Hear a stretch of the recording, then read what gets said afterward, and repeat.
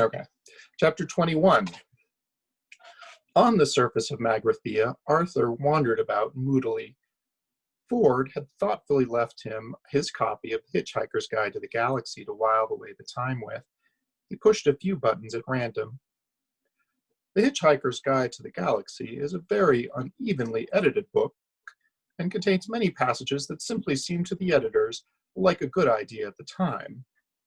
One of these, the one Arthur now came across, supposedly relates the experiences of one Vít Vujicic, a quiet young student at the University of Maxamegalon, who pursued a brilliant academic career studying ancient philology, transformational ethics, and the wave harmonic theory of historical perception, and then, after a night of drinking pan-galactic gargle blasters with Zaphod Beeblebrox, became increasingly obsessed with the problem of what had happened to all the ballpoints he'd bought over the last few years. There followed a long period of painstaking research, during which he visited all the major centers of ballpoint loss throughout the galaxy, and eventually came up with a quaint little theory which quite caught the public attention at the time. Somewhere in the cosmos, he said, along with all the planets inhabited by humanoids, reptiloids, fishoids, walking treeoids, and superintelligent shades of the color blue, there was also a planet entirely given over to ballpoint life forms. And it was to this planet that unattended ballpoints would make their way, slipping away quietly through wormholes in space, to a world where they knew they could enjoy a uniquely ballpoint-eyed lifestyle, responding to highly ballpoint-oriented stimuli, and generally leading the ballpoint equivalent of the good life. And as theories go, this was all very fine and pleasant, until Vít Vujicic suddenly claimed to have found this planet, and to have worked there for a while driving a limousine for a family of cheap green retractables. Whereupon he was taken away, locked up, wrote a book, and was finally sent into tax exile, which is the usual fate reserved for those who are determined to make fools of themselves in public. When one day an expedition was sent to the spatial coordinates that Vujicic had claimed for this planet, they discovered only a small asteroid inhabited by a solitary old man who repeatedly claimed that nothing was true, though he was later discovered to be lying. There did, however, remain the question of both the mysterious 60,000 Altarian dollars paid yearly into his Brantis Bogon bank account, and of course, Zaphod Beeblebrox's highly profitable second-hand ballpoint business. Arthur read this and put the book down. The robot still sat there, completely inert. Arthur got up and walked to the top of the crater. He wandered around the crater. He watched two suns set magnificently over Magrathea. He went back down into the crater. He woke the robot up because even a maniacally depressed robot is better to talk to than nobody. Night's falling, he said. Look, robot, the stars are coming out. From the heart of a dark nebula, it is possible to see very few stars and only very faintly. But they were there to be seen. The robot obediently looked at them, then looked back.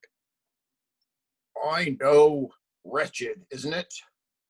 But that sunset, I've never seen anything like it in my wildest dreams. The two suns, it was like mountains of fire boiling into space. I've seen it, said Marvin. It's rubbish. We only ever had the one sun at home, persevered Arthur. I came from a planet called Earth, you know. I know, said Marvin. You keep going on about it. It sounds awful. Ah, no, it was a beautiful place. Did it have oceans? Oh, yes, said Arthur with a sigh. Great, wide, rolling blue oceans. Can't bear oceans, said Marvin. Tell me, inquired Arthur, do you get on well with other robots? Hate them, said Marvin. Where are you going? Arthur couldn't bear any more. He had got up again. I think I'll just take another walk, he said. Don't blame you, said Marvin, and counted 597 billion sheep before falling asleep again a second later. Arthur slapped his arms about himself to try and get his circulation a little more enthusiastic about its job. He trudged back up the wall of the crater. Because the atmosphere was so thin and because there was no moon, nightfall was very rapid, and it was by now very dark. Because of this, Arthur practically walked into the old man before he noticed him. Chapter 22. He was standing with his back to Arthur, watching the very last glimmers of light sink into blackness behind the horizon. He was tallish, elderly, and dressed in a single long gray robe. When he turned, his face was thin and distinguished, careworn, but not unkind, the sort of face you would happily bank with. But he didn't turn yet, not even to react to Arthur's yelp of surprise. Eventually, the last rays of the sun vanished completely, and he turned. His face was still illuminated from somewhere, and when Arthur looked for the source of light, he saw that a few yards away stood a small craft of some kind, a small hovercraft, Arthur guessed.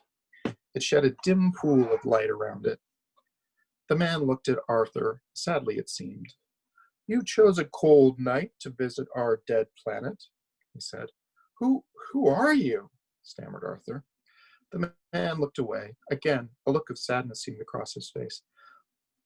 "My name is not important," he said. He seemed to have something on his mind. Conversation was clearly something he felt he didn't have to rush at. Arthur felt awkward. You startled me," he said lamely. The man looked round to him again and slightly raised his eyebrows. He said. "I said you startled me. Don't be alarmed. I will not harm you." Arthur frowned at him. "But you shot at us. There were missiles," he said. The man gazed into the pit of the crater. The slight glow from Marvin's eyes cast very faint red shadows on the huge carcass of the whale. The man chuckled slightly. "An automatic system," he said, and gave a small sigh. "Ancient computers ranged in the bowels of the planet tick away the dark millennia, and the ages hang heavy on their dusty databanks. I think they take the occasional pot shot to relieve the monotony." He looked gravely at Arthur and said, "I'm a great fan of science, you know." Oh, really?" said Arthur, who was beginning to find the man's curious, kindly manner disconcerting. "Oh, yes," said the old man, and simply stopped talking. "Ah," said Arthur. He had the odd feeling of being like a man in the act of adultery, who is surprised when the woman's husband wanders into the room, changes his trousers, passes a few idle remarks about the weather, and leaves again. "You seem ill at ease," said the old man with polite concern. Well, yes, actually. You see, we weren't really expecting to find anybody about. In fact, I sort of gathered that you were all dead or something." "Dead?" said the old man. "Good gracious me, no, we have but slept." "Slept?" said Arthur incredulously. "Yes, through the economic recession, you see," said the old man, apparently unconcerned about whether Arthur understood a word he was talking about or not. Arthur had to prompt him again. Economic recession?" "Well, you see, 5 million years ago, the galactic economy collapsed, and seeing that custom-built planets are something of a luxury commodity." He paused and looked at Arthur. "You know we built planets, do you?" he asked solemnly.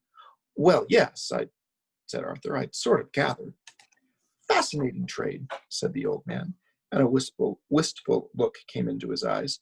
"Doing the coastlines was always my favorite. Used to have endless fun doing the little bits in fjords. So anyway," he said, trying to find his thread again, "the recession came, and we decided it would save a lot of bother if we just slept through it. So we programmed the computer to revive us when it was all over." The man stifled a slight yawn and continued. "The computers were index linked to the galactic stock market prices, you see, so that we'd all be revived when everyone else had rebuilt the economy enough to afford our rather expensive services." Arthur, a regular Guardian reader, was deeply shocked at this. "That's a pretty unpleasant way to behave, isn't it?" "Is it?" asked the old man mildly. "I'm sorry, I'm a bit out of touch." He pointed down into the crater. "Is that your robot yours?" he said.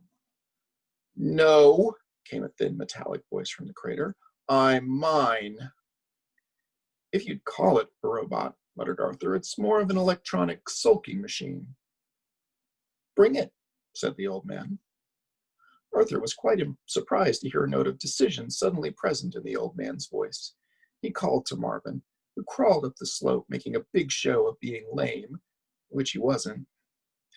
On second thoughts, said the old man, leave it here. You must come with me. Great things are afoot. He turned towards his craft, which, though no apparent signal had been given, now drifted quietly toward them through the dark. Arthur looked down at Marvin, who now made an equally big show of turning around laboriously and trudging off down into the crater again, muttering sour nothings to himself. Come, called the old man. Come now, or you will be late. Late, said Arthur. What for? What is your name, human? Dent. Arthur Dent, said Arthur. Late as in the late Dent, Arthur Dent? Said the old man sternly. It's a sort of threat, you see. Another wistful look came into his tired old eyes. I've never been very good at them myself, but I'm told they can be very effective. Arthur blinked at him. What an extraordinary person, he muttered to himself. I beg your pardon, said the old man. Oh, nothing. I'm sorry, said Arthur in embarrassment. All right, where do we go? In my air car, said the old man, motioning Arthur to get into the craft, which had settled silently next to him. We are going deep into the bowels of the planet, where even now our race is being revived from its 5 million year slumber. Magrathea awakes. Arthur shivered involuntarily as he seated himself next to the old man. The strangeness of it, the silent bobbling movement of the craft as it soared into the night sky, quite unsettled him. He looked at the old man, his face illuminated by the dull glow of tiny lights on the instrument panel. Excuse me, he said to the man. What is your name, by the way? My name, said the old man, and the same distant sadness came into his face again. He paused. My name is Slarty Bartfast. Arthur practically choked. I beg your pardon? Slarty Bartfast, repeated the man quietly. Slarty Bartfast? The man looked at him gravely. I said it wasn't important. The air car sailed through the night. Chapter 23. It is an important and popular fact that things are not always what they seem. For instance, on the planet Earth, man had always assumed that he was more intelligent than dolphins because he had achieved so much. The wheel, New York, wars, and so on. All the dolphins had ever done was muck about in the water, having a good time. But conversely, the dolphins had always believed that they were far more intelligent than man for precisely the same reasons. Curiously enough, the dolphins had long known of the impending destruction of the planet Earth and had made many attempts to alert mankind to the danger. But most of their communications were misinterpreted as amusing attempts to punch footballs or whistle for tidbits. So they eventually gave up and left the Earth by their own means shortly before the Vogons arrived.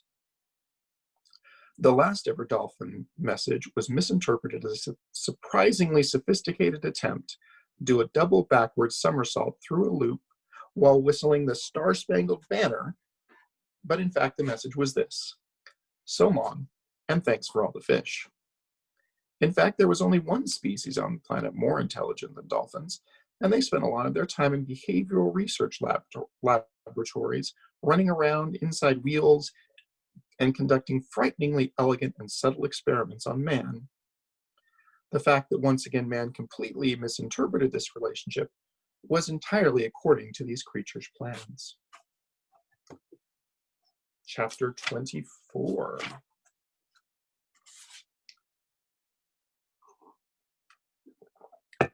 Silently, the air car coasted through the cold darkness, a single soft glow of light that was utterly alone in the deep Magrathean night. It sped swiftly.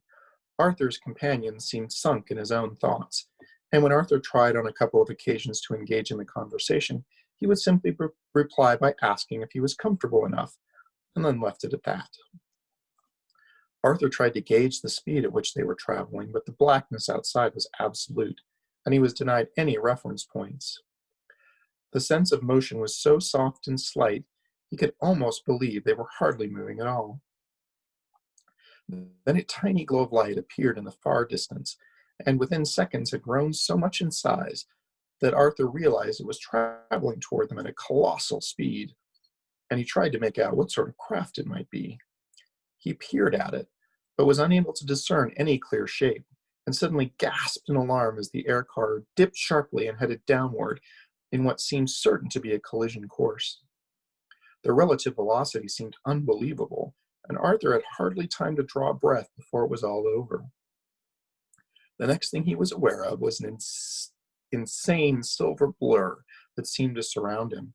He twisted his head sharply round and saw a small black point dwindling rapidly in the distance behind them, and it took him several seconds to realize what had happened. They had plunged into a tunnel in the ground. The colossal speed had been their own, relative to the glow of light, which was a stationary hole in the ground, the mouth of a tunnel. The insane blur of silver was the circular wall of the tunnel down which they were shooting, apparently at several hundred miles an hour. He closed his eyes in terror. After a length of time at which he made no attempt to judge, he sensed a slight subsidence in their speed, and some while later became aware that they were gradually gliding to a halt. He opened his eyes again. They were still in the silver tunnel, threading and weaving their way through what appeared to be a crisscross warren of converging tunnels. When they finally stopped, it was in a small chamber of curved steel. Several tunnels also had their termini here, and at the further end of the tunnel, Arthur could see a large circle of dim, irritating light. It was irritating because it played tricks with his eyes. It was impossible to focus on it properly or tell how near or far it was. Arthur guessed, quite wrongly, that it might be ultraviolet. Slartibartfast turned and regarded Arthur with solemn old eyes. "Earthman," he said, "we are now deep in the heart of Magrathea."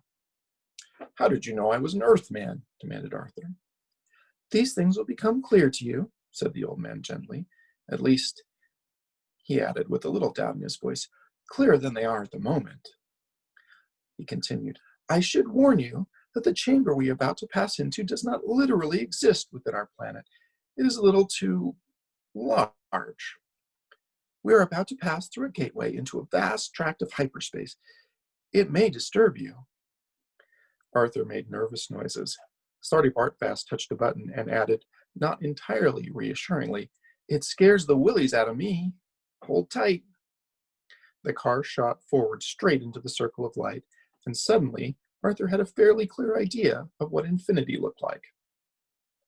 It wasn't infinity, in fact. Infinity itself looks flat and uninteresting. Looking up into the night sky is looking into infinity. Distance is incomprehensible and therefore meaningless. The chamber into which the air car emerged was anything but infinite. It was just very, very, very big. So big that it gave the impression of infinity far better than infinity itself. Arthur's senses bobbed and spun as, traveling at the immense speed he knew the air car obtained, they climbed slowly through the open air, leaving the gateway through which they had passed an invisible pinprick in the shimmering wall behind them. The wall. The wall defied the imagination, seduced it, and defeated it. The wall was so paralyzingly vast and sheer that its top, bottom, and sides passed away beyond the reach of sight. The mere shock of vertigo could kill a man. The wall appeared perfectly flat. It would take the finest laser measuring equipment to detect that as it climbed, apparently to infinity, as it dropped dizzily away, as it planed out to either side, it also curved. It met itself again 13 light seconds away. In other words, the wall formed the inside of a hollow sphere, a sphere over 3 million miles across and flooded with unimaginable light. "Welcome," said Slartibartfast, as the tiny speck that was the air car, traveling now at 3 times the speed of sound, crept imperceptibly forward into the mind-boggling space. "Welcome," he said, to our factory floor." Arthur stared about him in a kind of wonderful horror. Ranged away before them at distances he could neither judge nor even guess at, were a series of curious suspensions, delicate traceries of metal and light hung about shadowy spherical shapes that hung in the space. "This," said Slartibartfast, fast, "is where we make most of our planets, you see." "You mean," said Arthur, trying to form the words, "you mean you're starting it all up again now?" "No, no, good heavens, no," exclaimed the old man. "No, the galaxy isn't nearly rich enough to support us yet. No, we've been awakened to perform just one extraordinary commission for very special clients from another dimension. It may interest you. There, in the distance in front of us." Arthur followed the old man's finger till he was able to pick out the floating structure he was pointing out. It was indeed the only one of the many structures that betrayed any sign of activity about it, though this was more a subliminal impression than anything he could put his finger on. At that moment, however, a flash of light arced through the structure and revealed in stark relief the patterns that were formed on the dark sphere within. Patterns that Arthur knew. Rough, blobby shapes that were as familiar to him as the shapes of words, part of the furniture of his mind. For a few seconds he sat in stunned silence as the images rushed around his mind and tried to find somewhere to settle down and make sense. Part of his brain told him that he knew perfectly well what he was looking at and what the shapes represented, while another quite sensibly refused to countenance the idea and abdicated responsibility for any further thinking in that direction. The flash came again, and this time there could be no doubt. "The Earth," whispered Arthur.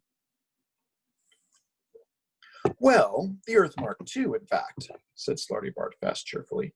"We're making a copy from our original blueprints." There was a pause. "Are you trying to tell me," said Arthur, slowly and with control, "that you originally made the Earth?" "Oh, yes," said Slartibartfast. "Did you ever go to a place, I think it was called Norway?" "No," said Arthur. "No, I didn't." "Pity," said Slartibartfast. "That was one of mine. Won an award, you know. Lovely, crinkly edges. I was most upset to hear of its destruction." "You were upset?" "Yes. 5 minutes later, and it wouldn't have mattered so much. It was quite shocking cock-up." "Huh?" said Arthur. "The mice were furious." "The mice were furious?" "Oh, yes," said the old man mildly. "Yes, well, so I expect were the dogs and cats and duck-billed platypuses, but—" "Ah, but they hadn't paid for it, you see, had they?" "Look," said Arthur, "would it save you a lot of time if I just gave up and went mad now?" For a while, the air car flew on in awkward silence. Then the old man tried patiently to explain. "Earthman, the planet you lived on was commissioned, paid for, and run by mice. It was destroyed 5 minutes before the completion of the purpose for which it was built, and we've got to build another one." Only one word was registering with Arthur. "Mice?" he said. "Indeed, Earthman. Look, sorry, are we talking about the little white furry things with a cheese fixation and women standing on tables screaming in early 60s sitcoms?" Slartibartfast coughed politely. "Earthman," he said, "it is sometimes hard to follow your mode of speech. Remember, I have been asleep inside this planet of Magrathea for 5 million years, and know little of these early 60s sitcoms of which you speak. These creatures you call mice, you see, they are not quite as they appear. They are merely the protrusion into our dimension of vastly intelligent, pan-dimensional beings. The whole business with the cheese and the squeaking is just a front." The old man paused, and with a sympathetic frown continued. "They've been experimenting on you, I'm afraid." Arthur thought about this for a second, then his face cleared. "Ah, no. I see the source of the misunderstanding now. No. Look, you see what happened was that we used it to do experiments on them. They were often used in behavioral research, Pavlov and all sorts of stuff. So what happened was that the mice would be set all sorts of tasks, learning to ring bells, run around mazes and things, so that the whole nature of the learning process could be examined. From our observation of their behavior, we were able to learn all sorts of things about our own. Hmm. Such subtlety, said Slarty Bartfast. One has to admire it. What? Said Arthur. How better to disguise their real nature? And how better to guide your thinking? Suddenly running down a maze the wrong way, eating the wrong bit of cheese, unexpectedly dropping dead of myxomatosis? It's a finely calculated, and the cumulative effect is enormous. He paused for effect. You see, Earthman, they really are particularly clever, hyper-intelligent, pan-dimensional beings. Your people and planet have formed the matrix of an organic computer running a 10 million year research program. Let me tell you this whole story. It'll take a little time. Time, said Arthur weakly, is not currently one of my problems. And the next chapter, I think, is long enough that we don't have time to do it today.